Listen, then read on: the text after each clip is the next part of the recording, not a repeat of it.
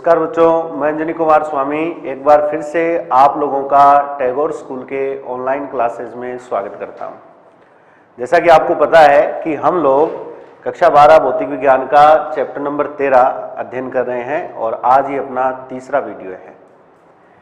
इसके अंदर जो स्टार्टिंग में हमने 2 वीडियो पढ़े थे, उन दोनों वीडियोज़ के अंदर हम लोगों ने प्रकाश के बारे में कुछ जानकारी ली थी। उसके बाद विद्युत कैसे हमें प्राप्त होगा, मुक्त इलेक्ट्रॉन के कारण ये जो करंट प्राप्त होगा वो हमने पढ़ा।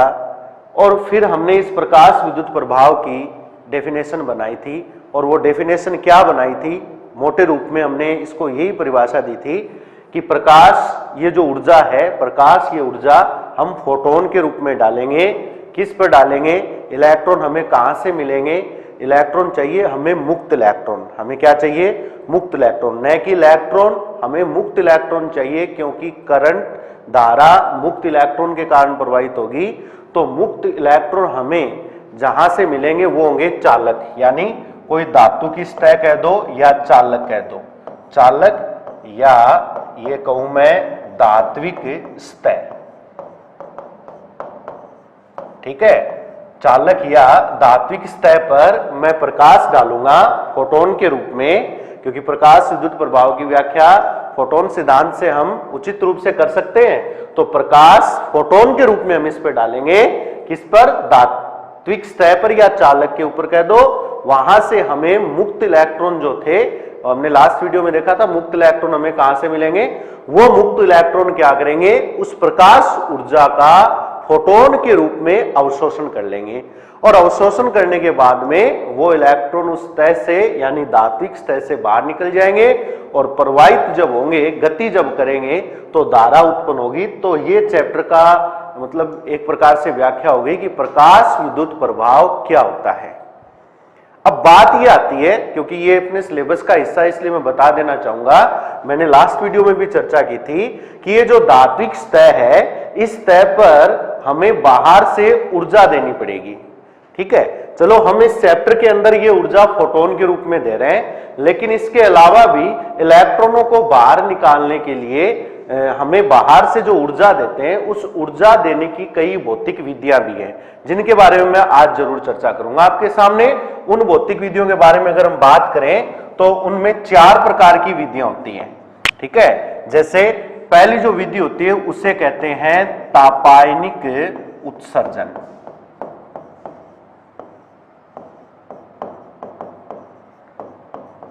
मुक्त इलेक्ट्रॉनों को बाहर निकालने के लिए ऊर्जा देंगे और ऊर्जा भौतिक विधि से देंगे कोई ना कोई। उस भौतिक विधि में पहली भौतिक विधि कौन सी होती है? तापायनिक उत्सर्जन। नंबर 2 जो भौतिक विधि होती है उसे कहते हैं क्षेत्र उत्सर्जन। नंबर 3 जो भौतिक विधि है जिसे कहते हैं प्रकाश विद्युत उत्सर्जन, जो अपना ये चैप्टर है।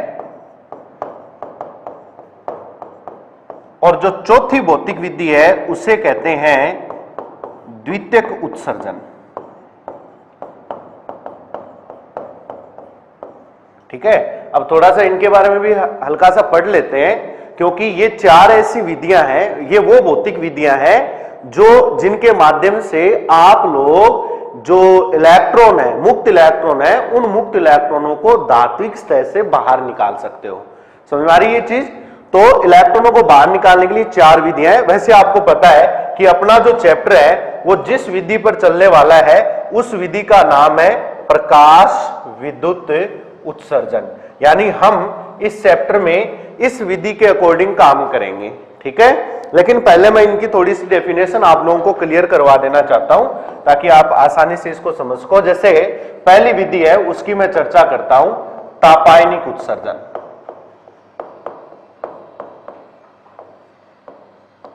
तापायनिक उत्सर्जन ये पहली विधि है।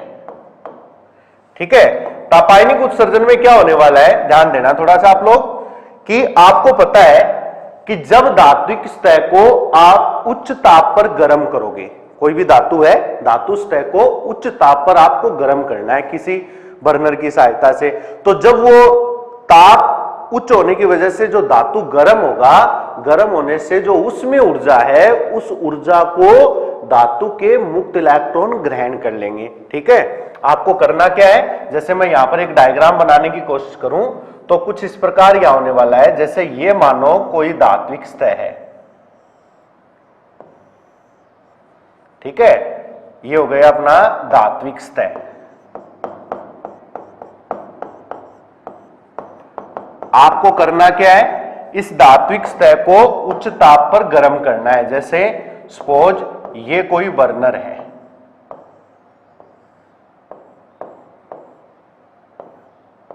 ठीक है, मैंने इसको गर्म किया। जैसे ही आप इसको गर्म करोगे तो गर्म करने से क्या होगा, इसमें जो मुक्त इलेक्ट्रॉन है वो मुक्त इलेक्ट्रॉन ऊर्जा ग्रहण करके इस तरह से बाहर निकलने लग जाते हैं। जैसे ये इलेक्ट्रॉन तापायनिक ऊर्जा या तापीय ऊर्जा कह दो, तापीय ऊर्जा को ग्रहण करके बाहर निकल जाते हैं। ये जो विधि कहलाती है इसे तापायनिक उत्सर्जन क्रिया कहते हैं। ठीक है, करना क्या आपको, उच्च ताप पर धात्विक सतह को गर्म करना है। ठीक है, जैसे ही गर्म करोगे इलेक्ट्रॉन उस ऊर्जा को ग्रहण करके बाहर निकलेंगे। ये जो इलेक्ट्रॉन यहां से बाहर आ रहे हैं, इन इलेक्ट्रॉनों को तापायन कहा जाता है। इन इलेक्ट्रॉनों को क्या कहा जाता है, तापायन। तो तापायनिक उत्सर्जन की क्रिया से निकलने वाले मुक्त इलेक्ट्रॉन, बाहर निकलने वाले मुक्त इलेक्ट्रॉन तापायन कहलाते हैं। क्लियर है, ये तापायनिक उत्सर्जन होता है। इसके अलावा हम दूसरे उत्सर्जन की बात करें तो दूसरा उत्सर्जन क्या है, जिसे कहते हैं क्षेत्र उत्सर्जन। इलेक्ट्रॉनों को बाहर निकालने के लिए ये दूसरा उत्सर्जन है, जिसे आप क्या कहोगे, क्षेत्र उत्सर्जन। इसमें क्या करना है, चार प्रकार के उत्सर्जन हमने पढ़े था, पहला तापायनिक, दूसरा क्षेत्र उत्सर्जन। इसमें क्या करना है आप लोगों को, जो धात्विक सतह है, सपोज ये एक धात्विक सतह है, ठीक है, और इस धात्विक सतह पर आप लोगों को उच्च विद्युत क्षेत्र आरोपित करना है। यहां पर आप लोग ज्यादा यानी उच्च विभवांतर कह दो या विद्युत क्षेत्र आपको यहां पर लगाना है, इन दोनों सिरों के बीच में। और विद्युत क्षेत्र भी किस कोटि का, लगभग 10 की पावर 8 वोल्ट प्रति मीटर कोटि का। ठीक है, यानी बहुत ज्यादा इलेक्ट्रिक फील्ड हो गया ये। विद्युत क्षेत्र के बारे में आप लोग फर्स्ट फिजिक्स में आगे पढ़ोगे, जैसे सर बता रहे हैं आप लोगों को, लेकिन कहने का अर्थ यह है कि बहुत ज्यादा वोल्टेज आपको लगानी है धातु की सतह पर। ठीक है, जैसे ही आप लोग, अब ये इतना ज्यादा विद्युत क्षेत्र है कि इस विद्युत क्षेत्र के कारण जो इलेक्ट्रॉन है वो इलेक्ट्रॉन धातु सतह से बाहर लीक होने लग जाते हैं, यानी रिसने लग जाते हैं, उस सतह को छोड़कर बाहर गति करने लग जाते हैं। तो ये जो घटना आती है उसे कहते हैं हम लोग क्षेत्र उत्सर्जन। यानी इस घटना के दौरान जो इलेक्ट्रॉन है ना इस धातु सतह के, वो इलेक्ट्रॉन इस सतह को छोड़कर बाहर निकलने लग जाते हैं। किसकी वजह से निकले इलेक्ट्रॉन बाहर, इस ज्यादा, ठीक है, जो हाई क्वालिटी का ये जो इलेक्ट्रिक फील्ड है, उच्च विद्युत क्षेत्र है, इसकी वजह से ये इलेक्ट्रॉन बाहर निकलना शुरू हो जाते हैं। और इस प्रकार की ये जो क्रिया होती है इसे क्षेत्र उत्सर्जन कहते हैं। और जो ये इलेक्ट्रॉन बाहर निकलते हैं, इन इलेक्ट्रॉनों को क्षेत्र इलेक्ट्रॉन कहा जाता है। ठीक है, ये याद रखना आप लोगों को। ये दूसरी विधि है, बस आप नॉर्मल इनकी डेफिनेशन आप याद कर सकते हो। तो क्षेत्र उत्सर्जन में आपको क्या लिखना है कि जब धातु की सतह पर उच्च विद्युत क्षेत्र आरोपित किया जाता है तो वहां जो मुक्त इलेक्ट्रॉन होते हैं सतह के, वो इलेक्ट्रॉन सतह से बाहर निकलना शुरू हो जाते हैं। इस क्रिया को हम क्या कहते हैं, क्षेत्र उत्सर्जन कहते हैं। और जो इलेक्ट्रॉन बाहर निकलते हैं उन्हें क्षेत्र इलेक्ट्रॉन कहा जाता है। ठीक है, तो ये हो गई दूसरी विधि। फिर उसके बाद में हम तीसरी विधि की चर्चा करते हैं। और तीसरी विधि ये हमने हमारे चैप्टर के अकॉर्डिंग पढ़ ली, जिसका नाम है प्रकाश विद्युत उत्सर्जन। अब आपको इनके नोट्स तैयार करने हैं, नोट्स बनाते जाओ साथ साथ। ठीक है, तीसरी विधि कौन सी है, प्रकाश विद्युत उत्सर्जन। ये तो पढ़ लिया हमने। इसमें क्या करने वाले हैं, दोबारा बता देता हूं।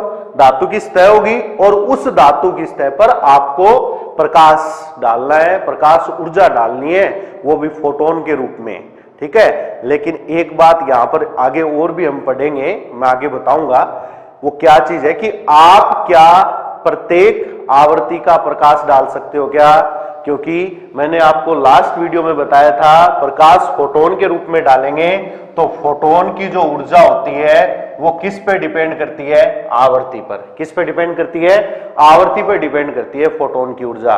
तो क्या प्रत्येक आवर्ती का फोटोन, या ऐसे बोलूं क्या प्रत्येक आवर्ती का प्रकाश धातु की सतह से इलेक्ट्रॉन निकाल सकता है क्या? लेकिन ये मैं आपको बता देना चाहूंगा, हमें इलेक्ट्रॉन को धातु की सतह से बाहर निकालने के लिए एक न्यूनतम ऊर्जा की आवश्यकता होगी, ठीक है, एक निश्चित ऊर्जा की आवश्यकता होगी। तो हमें ये जो प्रकाश डालना है धातु की सतह पर, जैसे सपोज करो मैंने कह दिया कि ये अपनी धातु की सतह है, ठीक है, और इस धातु की सतह पर मैं प्रकाश डाल रहा हूं। बात आई समझ में? मैंने प्रकाश डाल दिया, इसका नाम मैं दे देता हूं आपतित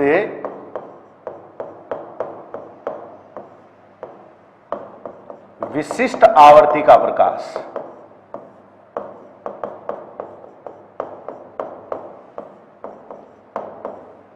ठीक है, क्योंकि इलेक्ट्रॉन को निकालने के लिए, इलेक्ट्रॉन को बाहर निकालना चाहते हैं ना हम लोग, तो इलेक्ट्रॉनों को निकालने के लिए एक निश्चित एनर्जी होनी जरूरी है। जो प्रकाश आप डाल रहे हो चाहे वो फोटोन के रूप में डालो, कोई दिक्कत नहीं है, लेकिन वो जो प्रकाश आप इस पे डाल रहे हो उस प्रकाश के पास एक निश्चित एनर्जी होनी चाहिए। कितनी ऊर्जा, कितनी ऊर्जा, इसके बारे में भी मैं चर्चा करूंगा। कितनी ऊर्जा होनी चाहिए? इतनी कम से कम ऊर्जा होनी चाहिए ताकि उस ऊर्जा को ग्रहण करके इलेक्ट्रॉन धातु की सतह से बाहर निकल जाए। इतनी ऊर्जा कम से कम उस जो प्रकाश डाल रहे हैं उसके पास होनी चाहिए। और ये ऊर्जा किस पे डिपेंड करेगी? आवर्ती पे डिपेंड करेगी। तो जैसे ये विशिष्ट आवर्ती का ये जो चीज है ना, ये अब विशेष बात हो गई, ये ध्यान देना आप लोग। ये जो मैंने यहां पर लिखा है विशिष्ट आवर्ती का, ठीक है, ये एक विशेष पॉइंट हो गया। जैसे ही आप ये डालोगे प्रकाश, जैसे ही ये प्रकाश डालोगे तो यहां से इलेक्ट्रॉन निकलना शुरू हो जाएंगे, ठीक है। और ये इलेक्ट्रॉन कैसे निकलेंगे? इस प्रकार, जैसे ये इलेक्ट्रॉन निकलने शुरू हो गए। समझ में आ गई बात मेरी? इस घटना को कहेंगे प्रकाश विद्युत उत्सर्जन। इस घटना को क्या कहेंगे? प्रकाश विद्युत उत्सर्जन कहेंगे। और परिभाषा क्या बनाओगे? जब धातु की सतह पर एक विशिष्ट आवर्ती का प्रकाश डाला जाता है तो उस प्रकाश ऊर्जा को ग्रहण करके धातु सतह के मुक्त इलेक्ट्रॉन बाहर निकल जाते हैं, सतह को छोड़कर मुक्त हो जाते हैं। इन इलेक्ट्रॉनों को प्रकाश इलेक्ट्रॉन कहते हैं। इन इलेक्ट्रॉनों को क्या कहते हो? प्रकाश इलेक्ट्रॉन कहते हैं। और यह घटना प्रकाश विद्युत प्रभाव कहलाती है। यह घटना क्या कहलाती है? प्रकाश विद्युत प्रभाव कहलाती है। और इनको कई बार यह नाम भी देखने को मिल सकता है आपको, फोटो इलेक्ट्रॉन, क्योंकि प्रकाश को फोटो कहा जाता है, तो आपको प्रकाश इलेक्ट्रॉन या फोटो इलेक्ट्रॉन नाम भी देखने को मिलेगा। हालांकि इस घटना के बारे में हमें डिटेल से पढ़ना है इस चैप्टर के अंदर, तो ये परिभाषा बार बार अपने सामने आएगी तो ये चीज आसानी से याद हो जाएगी। लेकिन एक चीज कंफर्म कर लेना जो हमने अभी देखी है, क्या कि इलेक्ट्रॉन निकालने के लिए एक निश्चित ऊर्जा होनी जरूरी है, ठीक है, एक निश्चित ऊर्जा होनी जरूरी है। वो ऊर्जा क्यों जरूरी होती है उसकी भी व्याख्या मैं करूंगा आगे, पहले आप ये समझना इस चीज को। तो ये तीसरी विधि होगी। इसके बाद में हम चौथी विधि पर अध्ययन करें तो चौथी जो विधि अपनी है, ठीक है, चार विधियां हैं, तो चार नंबर जो विधि थी उसका नाम था द्वितीयक उत्सर्जन, ठीक है, ये चौथी विधि थी, द्वितीयक उत्सर्जन। अब इस विधि में क्या किया जाता है, ध्यान देना आप लोग थोड़ा सा। इस विधि के अंदर जो धातु की सतह है,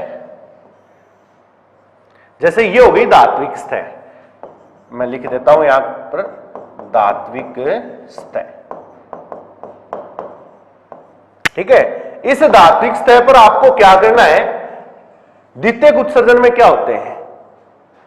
तीव्रगामी इलेक्ट्रॉन, ठीक है, तीव्रगामी इलेक्ट्रॉन। तीव्रगामी का मतलब जो स्पीड से गति करते हैं, तेजी से दौड़ते हैं, और जो तेजी से दौड़ते हैं उनके पास ऊर्जा भी ज्यादा होती है। जो तीव्रगामी होते हैं वो ज्यादा ऊर्जा वाले होते हैं, ठीक है, क्योंकि तीव्रगामी है, तेज गति से दौड़ रहे हैं, ये तभी संभव है जब उनके पास ऊर्जा ज्यादा होती है। तो द्वितीयक उत्सर्जन में क्या होता है, धातु की सतह पर तीव्रगामी इलेक्ट्रॉन आपतित करवाए जाते हैं। जैसे ये इलेक्ट्रॉन है, ये इलेक्ट्रॉन ही है, ये इलेक्ट्रॉन मैंने धात्विक सतह पे डाल दिए, लेकिन है कौन से इलेक्ट्रॉन, उच्च ऊर्जा वाले, बोलने का मतलब तीव्रगामी इलेक्ट्रॉन।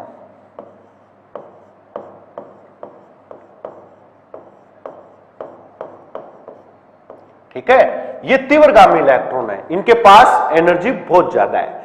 जैसे ये इलेक्ट्रॉन धातु की सतह पर टकराएंगे, टकराने के बाद में ये क्या करेंगे, जो इस सतह के मुक्त इलेक्ट्रॉन है, यहां धातु पर मुक्त इलेक्ट्रॉन है, उन मुक्त इलेक्ट्रॉनों को ये तीव्रगामी इलेक्ट्रॉन कुछ एनर्जी प्रदान करेंगे, कुछ ऊर्जा देंगे, क्योंकि जैसे ही टक्कर होगी इन इलेक्ट्रॉनों से, तीव्रगामी इलेक्ट्रॉन धातु की सतह पर जैसे ही टकराएंगे, टकराकर ये तो निकल जाएंगे, लेकिन जैसे ही ये टकराएंगे, टकराने से ये क्या करेंगे, अपनी कुछ ऊर्जा, ठीक है, अपनी कुछ ऊर्जा धातु के मुक्त इलेक्ट्रॉनों को प्रदान कर देंगे, और उस ऊर्जा से धात्विक जो मुक्त इलेक्ट्रॉन है उस ऊर्जा को ग्रहण करके धातु सतह से बाहर निकल जाते हैं। समझ में आ रही बात मेरी, उस ऊर्जा को ग्रहण करके, उस ऊर्जा को ग्रहण करके, कौन सी ऊर्जा, जो तीव्रगामी इलेक्ट्रॉनों ने इनको प्रोवाइड करवाई है, उस ऊर्जा को ग्रहण करके ये धात्विक सतह के मुक्त इलेक्ट्रॉन इस सतह से बाहर निकल जाते हैं। इस क्रिया को द्वितीयक उत्सर्जन कहते हैं। इस क्रिया को क्या कहते हैं, द्वितीयक उत्सर्जन कहते हैं। और इस दौरान ये जो इलेक्ट्रॉन बाहर निकलते हैं, इन इलेक्ट्रॉनों को द्वितीयक इलेक्ट्रॉन कहा जाता है।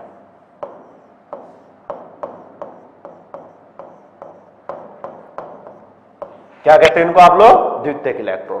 तो हम लोगों ने इलेक्ट्रॉनों को बाहर निकालने के लिए, धातु सतह से इलेक्ट्रॉनों को बाहर निकालने के लिए 4 प्रकार की विधियां पढ़ी है, जिसके बारे में आपने अभी देखा है। और इन चारों विधियों में आपने क्या देखा, तापायनिक उत्सर्जन, नंबर 2 प्रकाश क्षेत्र उत्सर्जन, नंबर 3 प्रकाश विद्युत उत्सर्जन, और नंबर 4 द्वितीयक उत्सर्जन। ठीक है, चारों विधियां वो विधियां हैं जिसके माध्यम से हम धात्विक सतह से इलेक्ट्रॉनों को बाहर निकाल सकते हैं। ठीक है, और जो तीसरी विधि जिसके बारे में हमने ये पढ़ा है, प्रकाश विद्युत उत्सर्जन, इस विधि के बारे में अपना पूरा चैप्टर आगे चलने वाला है। लेकिन इस क्लास के अंदर आपने एक चीज नोट की होगी कि वो मेन बात ये थी कि धातु सतह से जब हम इलेक्ट्रॉनों को बाहर निकालना चाहते हैं, धात्विक सतह से जब हम इलेक्ट्रॉनों को बाहर निकालना चाहते हैं, तो हम लोगों को एक निश्चित आवृत्ति की ऊर्जा उस धात्विक सतह पर डालनी पड़ेगी। ठीक है, और वो निश्चित आवृत्ति की ऊर्जा कौन सी होगी, ध्यान देना आप लोग। जैसे मैं इसके पीछे कारण क्या होता है वो मैं बता देता हूं। जैसे मैंने लास्ट वीडियो में भी ये चीज बताई थी कि ये जैसे कोई धातु की सतह है, ठीक है, और इस धात्विक सतह में क्या होते हैं, परमाणु होते हैं। जैसे ये परमाणु है, मैंने कह दिया ये कोई परमाणु है, ठीक है, और परमाणु में आपको पता है नाभिक होता है, नाभिक के चारों इलेक्ट्रॉन क्या करते रहते हैं, चक्कर लगाते रहते हैं। जैसे सपोज ये नाभिक है, बात आ गई समझ में, ये नाभिक है, इसके चारों इलेक्ट्रॉन चक्कर लगाते रहते हैं। और मैंने क्या बताया था कि इलेक्ट्रॉन नाभिक द्वारा एक आकर्षण बल होता है, जो कूलाम आकर्षण बल कह सकते हो आप लोग। नाभिक द्वारा ये इलेक्ट्रॉन जब इसके चारों चक्कर लगाते हैं बंधे रहते हैं, लेकिन जो बाह्य कक्षा के इलेक्ट्रॉन है, वो बाह्य कक्षा के इलेक्ट्रॉन दुर्बल बल के कारण या कमजोर बल से बंधे होते हैं, इसलिए वो क्या करते हैं, इस परमाणु, जो नाभिक का आकर्षण कम होने के कारण इस परमाणु से बाहर निकल जाते हैं। जैसे ही वो बाहर निकलते हैं, जैसे सपोज करो यहां ये इलेक्ट्रॉन आ गए, समझ में आ रही बात मेरी, ये इलेक्ट्रॉन बाहर निकल गए। जैसे मैं आपको एक उदाहरण बताने की कोशिश कर रहा हूं। अब ये इलेक्ट्रॉन क्या करते हैं, आराम से इस धातु की सीमा के अंदर इधर उधर घूमते रहते हैं। समझ आ रही बात मेरी, ये जो इलेक्ट्रॉन है ये आराम से इस धातु की सीमा के भीतर घूमते रहते हैं, इन्हें कहते हैं मुक्त इलेक्ट्रॉन। और हमें धारा प्रवाह करवाने के लिए इन्हीं मुक्त इलेक्ट्रॉनों की आवश्यकता है। ठीक है, बात समझ में आ रही होगी। तसल्ली से आप वीडियो देखें, तभी ये चीजें क्लियर होगी, और लगातार देखना पड़ेगा। टॉपिक को जुड़े रहने के लिए। ये मुक्त इलेक्ट्रॉन हो चुके हैं, ये मुक्त इलेक्ट्रॉन इधर उधर गति करते रहते हैं। किसके अंदर? इस बाउंड्री के अंदर, इस चालक की बाउंड्री के अंदर, इसको छोड़कर नहीं जाते। क्यों नहीं जाते? क्योंकि ये जैसे ही इलेक्ट्रॉन इस परमाणु से अलग होते हैं, जैसे ही इलेक्ट्रॉन परमाणु से अलग हो जाते हैं, तो ये जो अपना परमाणु बचता है, ये कैसा बच जाता है? धनावेशित परमाणु हो जाता है। बात आ रही समझ में? कैसा परमाणु हो जाता है? धनावेशित, क्योंकि इससे इलेक्ट्रॉन अलग हो गए तो ये जो परमाणु अपना बचता है, ये धनावेशित परमाणु हो जाता है। और इस धनावेशित परमाणु के इलेक्ट्रॉनों पर हल्का सा आकर्षण रहता है। इसकी वजह से ये इलेक्ट्रॉन इसकी बाउंड्री के भीतर इधर उधर गति करते रहते हैं, क्योंकि जैसे ही इस परमाणु से इलेक्ट्रॉन अलग हो जाएंगे तो ये धनावेशित परमाणु बन जाएगा। इलेक्ट्रॉन इस बाउंड्री में घूम रहे हैं, लेकिन फिर भी ये जो परमाणु है, पूरा परमाणु, इस परमाणु के द्वारा इन इलेक्ट्रॉनों पर थोड़ा सा आकर्षण लगता रहता है। इसलिए इलेक्ट्रॉन चालक की सीमा को छोड़कर बाहर नहीं जाते। और इनको बाहर निकालने के लिए, अब हम चाहते हैं इनको हम बाहर निकालें, तो इनको बाहर निकालने के लिए हमें बाहर से क्या देनी पड़ती है? ऊर्जा देनी पड़ती है। बात आ रही है समझ में? और ये ऊर्जा देने की 4 विधियां मैंने आप लोगों को अभी अभी समझाई है। अब जब ये आप बाहर से ऊर्जा दोगे तो इतनी ऊर्जा दो कि ये इलेक्ट्रॉन आसानी से इस धातु सतह को छोड़कर बाहर निकल जाए। इतनी ऊर्जा अपने को देनी है।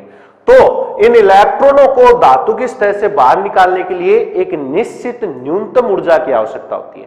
निश्चित न्यूनतम ऊर्जा की आवश्यकता होती है। और जैसे ही वो ऊर्जा आप लोग दोगे, उस ऊर्जा को ग्रहण करते ही ये इलेक्ट्रॉन जो है वो धातु सतह से बाहर निकल जाते हैं। बात आ रही समझ में? ये इलेक्ट्रॉन क्या हो जाते हैं? धातु सतह से बाहर निकल जाते हैं। इस निश्चित न्यूनतम ऊर्जा को कार्य फलन कहते हैं।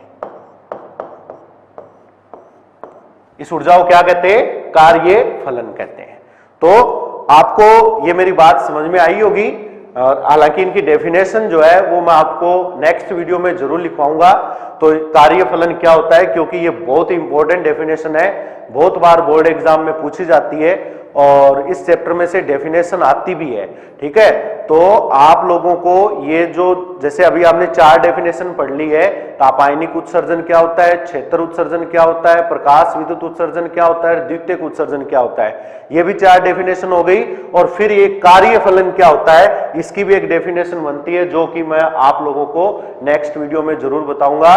तब तक के लिए आप लोग करोगे क्या? जितना भी मैंने टॉपिक करवाया, थोड़े पॉइंट होते हैं क्लास के हिसाब से, तो जितने भी आपसे करवाए जाते हैं उतने टॉपिक आप आराम से देखें और उनके नोट्स बनाएं।